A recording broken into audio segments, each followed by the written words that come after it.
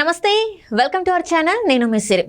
తెలంగాణ ముఖ్యమంత్రి రేవంత్ రెడ్డి గారిని రేవంత్ రెడ్డిగా ఫిక్స్ చేసేశారు. అయితే 300 కోట్ల రూపాయల డీల్ని సెట్ చేసి ఢిల్లీకి పంపించారని చెప్పేసి ఒక బీజేపీ నేత అయితే చెప్తున్నారు. ఇంకో డీల్ కూడా సిద్ధంగా ఉందని చెప్పి కూడా చెప్తున్నారు తను. ఇంతగా బీజేపీ నేత ఎవరు, సెకండ్ డీల్ కూడా ఏంటి, అసలు ఈ అంశాన్ని మనకు వివరించడానికి మనతో పాటు ఉన్నారు ప్రముఖ senior journalist, political analyst CS Rao garu. నమస్కారం సార్. నమస్తే సార్. ఇప్పుడు చూస్తుంటే రేవంత్ రెడ్డి గారిని రేవంత్ రెడ్డిగా ఫిక్స్ చేసేసి ఆయన మీద ఇప్పుడు ఏంటంటే 300 కోట్ల రూపాయల డీల్ని సెట్ చేసి ఢిల్లీకి సెండ్ చేశారని కూడా వార్తలు ఉన్నాయి. ఇంకో డీల్ కూడా ఉంది అని చెప్పేసి తను అంటున్నారు. అది అనేది ఏంటంటే బీజేపీ నేత అంటున్నారు. సో ఇంతగా ఆ డీల్ ఏంటి, ఆ బయటికి తీసుకొస్తా అన్న బీజేపీ నేత ఎవరు సార్ అసలు? సో ఆ బీజేపీ నేత అయితే ఏలేటి మహేశ్వర్ రెడ్డి. ఆయన ఇప్పుడు బీజేపీ ఎల్పీ నేతగా ఉన్నారు. ఆయన ప్రెస్ మీట్ పెట్టారు. ప్రెస్ మీట్ పెట్టి ఆయన ఏమన్నారంటే రేవంత్ రెడ్డి ఎవరంటే రేవంత్ రెడ్డి అంటున్నారు. ప్రతి వాళ్ళు ఆయనకు ఒక నిక్నేమ్ పెట్టారు రేవంత్ రెడ్డి అని. అంటే నాకేంటి అని చెప్పి అడుగుతాడు ప్రతిదీ. ఏ ఇష్యూని తీసుకెళ్ళినా కానీ నాకేంటి అని చెప్పి అడుగుతాడు ఆయన.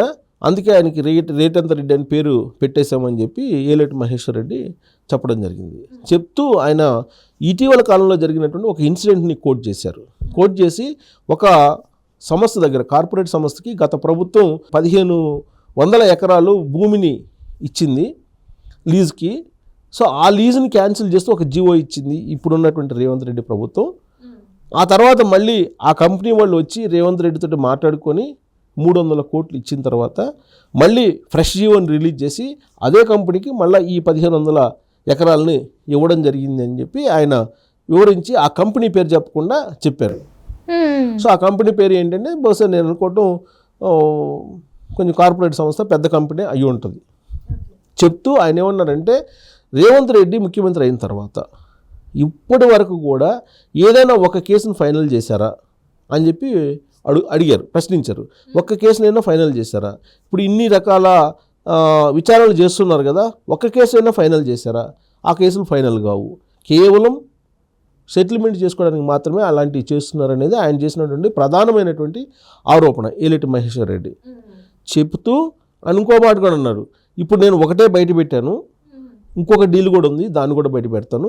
ఇప్పుడు 300 కోట్ల రూపాయలు డీల్ సెట్ చేసుకొని ఆ 300 కోట్ల రూపాయలు ఢిల్లీకి కప్పం కట్టాడు రేవంత్ రెడ్డి అనేది ఆయన చేస్తున్నటువంటి ఆరోపణ.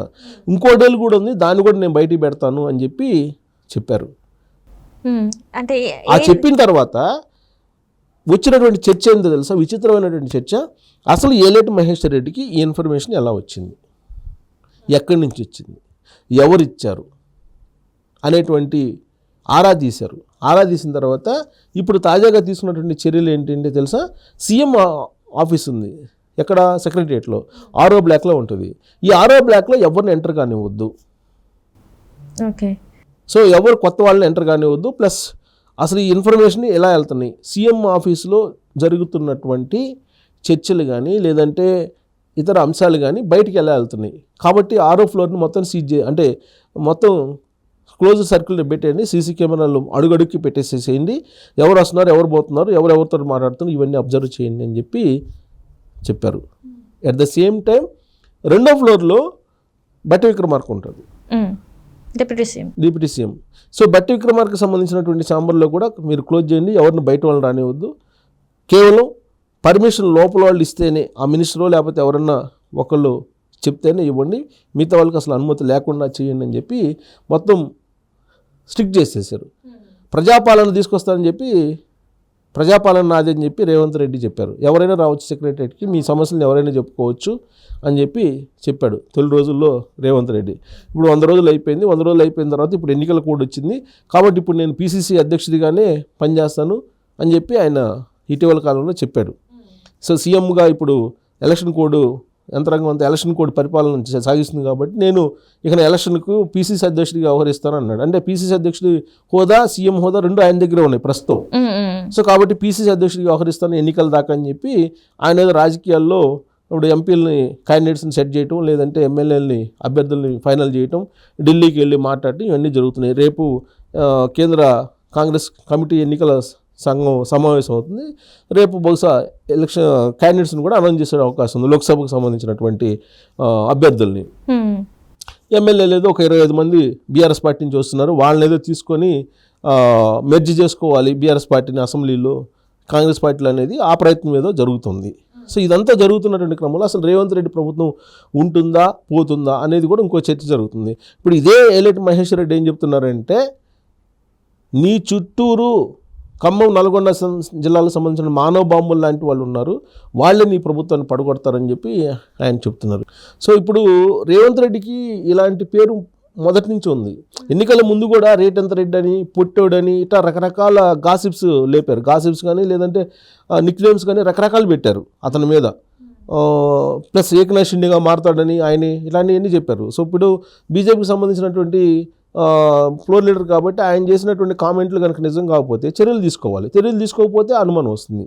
ఎందుకు అనుమానం వస్తుందంటే, రేవంత్ రెడ్డి ప్రభుత్వం ఏర్పడిన తర్వాత కాళేశ్వరానికి సంబంధించినటువంటి విచారణకి ఆదేశించారు, విచారణ చేపట్టారు.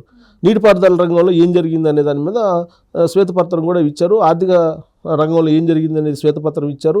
పౌర సరఫరాల శాఖలో ఏం జరిగింది అనేది శ్వేతపత్రం ఇచ్చారు. అన్నిట్లో అన్ని రకాలుగా శ్వేతపత్రం ఇచ్చారు. శ్వేతపత్రం ఇచ్చిన తర్వాత వచ్చినటువంటి ఆరోపణలో ప్రధానమైన ఆరోపణ ఏంటంటే కాళేశ్వరంలో పెద్ద ఎత్తున అవినీతి జరిగింది అనేది. దాని మీద జ్యుడిషియల్ ఎంక్వైరీ చేశారు. అక్కడ రిటైర్డ్ జడ్జి చేత ఏదో కమిషన్ వేసి ఎంక్వైరీ చేపిస్తున్నారు. దాని మీద కేంద్రం సంబంధించి కేంద్ర డ్యామ్ సేఫ్టీ అథారిటీ వచ్చేసి పరిశీలిస్తుంది. దానికి సంబంధించి జరుగుతుంది విచారణ. కానీ ఇప్పటివరకు ఎవరిమైనా చర్యలు తీసుకున్నారంటే ఒకళ్ళిద్దరు అధికారులను సస్పెండ్ చేయడం తప్పితే ఏమైతే చర్యలు తీసుకోలేదు. అదే ఇప్పుడు ఏలేటి మహేశ్వర్ రెడ్డి అంటున్నారు. సో ఆ రోజు మొత్తం కుంభకోణం జరిగిందని సిబిఐకి అప్పచెప్పారు కదా, సిబిఐకి లెటర్ రాశారు కదా, ఇప్పుడు ఎందుకు సిబిఐకి అప్పచెప్పట్లేదు ఆ కేసుని అని చెప్పి అడుగుతున్నారు. అంటే ఈ కాళేశ్వరం చూపించి ఏదో చేయాలనేటువంటి సెకండ్ థాట్ ఉంది, అంతే తప్ప విచారణ అయితే కానివ్వరు, విచారణకు ఆదేశించరు అని చెప్పి ఆయన చెప్తున్నారు. ఎవరిని అసలు ఇంతవరకు ఒక విచారణ కూడా కాలేదు కదని. ఆ తర్వాత ఏం జరిగింది, ఫార్ములా రేసుది ఒకటి బయటకు వచ్చింది. ఫార్ములా రేసులో ఇది 50 కోట్ల రూపాయలు దుర్వినియోగం అయిందని చెప్పి ఒకటి వచ్చింది. తర్వాత శివబాలకృష్ణ అని చెప్పి హెచ్ఎండిఏకి సంబంధించి ఒక అధికారి ఉన్నాడు. ఆ అధికారి ఎవరో ఆ డిపార్ట్మెంట్ అంటే మున్సిపల్ శాఖ మంత్రిగా కేటీఆర్ చేశారు కదా, కేటీఆర్ చెప్తే నేను చేశాను అన్నట్టుగా ఆయన వాంగ్మూలం మీద ఇచ్చారని చెప్పి చెప్పారు. బట్ ఇంతవరకు చర్యలు తీసుకోలేదు అనేది ఒకటి. ఆ తర్వాత ఫోన్ ట్యాపింగ్ వ్యవహారం ఇంతమంది విచారణ చేస్తున్నారు కదా, దీన్ని కంక్లూడ్ తీసుకొచ్చారా, ఎవరినైనా చర్యలు తీసుకున్నారా, తీసుకోలేదు చర్యలు. అంటే ఇవన్నీ ఎంక్వైరీలు వేసి కిక్ బ్యాక్స్ తీసుకున్నట్టు ప్రయత్నం చేస్తున్నారు అనేది ఏలేటి మహేశ్వర్ రెడ్డి చేస్తున్నటువంటి ప్రధానమైనటువంటి ఆరోపణ. అయితే ఆ ప్రెస్ మీట్లో ఇచ్చిన ట్విస్ట్ ఏంటంటే ఇంకొక డీల్ కూడా ఉంది, దాన్ని నేను త్వరలోనే బయట పెడతానని చెప్పి ఇచ్చారు. దానికోసం అందరూ వెయిట్ చేస్తున్నారు. ఇంతకీ ఈ 1500 ఎకరాలకు సంబంధించినటువంటి ఈ కంపెనీ ఎవరు అనేది కూడా ఇప్పుడు అన్వేషణ చేస్తున్నారు అందరూ. సో తేలే అవకాశం ఉందంటారా సార్? మరి ఇదంతా కూడా బయట ఇంకా మొత్తం క్లియర్గా వచ్చే అవకాశం ఉందంట? డెఫినెట్గా ఇది ఎన్నికల సమయం కాబట్టి తేలకపోయినా కానీ ఇది ప్రజాకోర్టులో చర్చకైతే పెడతారు.